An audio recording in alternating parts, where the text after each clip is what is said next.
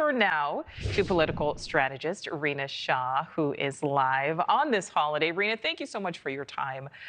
Sure. We just heard from Tom there. Talk about the response to Trump at this weekend's Libertarian conference. There were boos, there were jeers. Do you think the former president was prepared for that?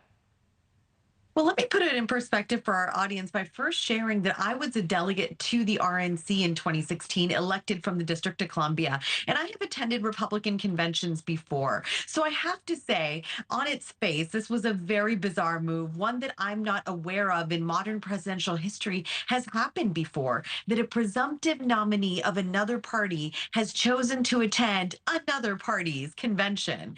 For those who are just understanding what these conventions are, they're not just places where, of course, party stalwarts and really ardent supporters of certain candidates show up and get together. There's a lot of camaraderie, of course. Party platform is decided on and whatnot. But these are favorable receptions for people, again, who are presumptive nominees.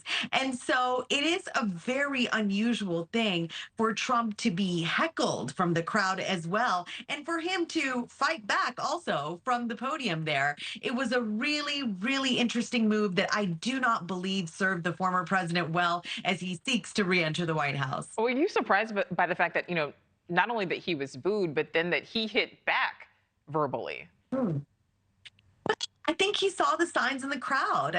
There was one that I saw that said MAGA equals socialist. And so let's not forget, the former president, Trump, is a very emotional creature. He tends to respond to things that are happening in real time. It's something his supporters really very much love about him, that off-the-cuff style. So I think he felt that he had to kind of fight back. Again, he was bringing himself to this convention for one reason, to seek their nomination, to seek their votes, which, of course, he embarrassingly did not get, but also he was seeking it without having submitted nominating papers. So it kind of tells you that it was a bit of a desperate plea, and it was maybe even a desperate move to push back and say, you all really never get more than 3%.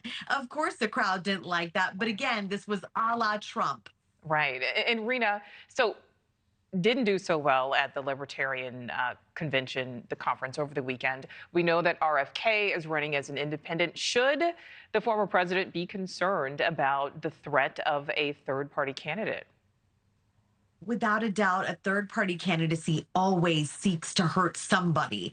But will it actually do so this time? And I believe there's a very, really real chance here. In 2016, I was part of the independent presidential bid that Evan McMullin ran. And that was a very short bid, by the way. We started in August to try to deny Trump the White House in November. We, of course, failed, but we tried. And it was a mighty operation, but it really taught me that this is more than just an uphill battle. A third-party candidacy, though we call ourselves a multi-party system, really doesn't work here in these United States yet, but it can hurt somebody. And so, again, RFK Jr. does seek to hurt Biden or Trump. He's never explicitly said who, but both camps should be equally concerned. And especially after what he said from the stage at the Libertarian Convention, RFK Jr., I believe, made the most salient point, the hardest ding he's ever taken at Trump by criticizing Trump's handling of the COVID-19 pandemic. And Rina, I do want to also talk to you about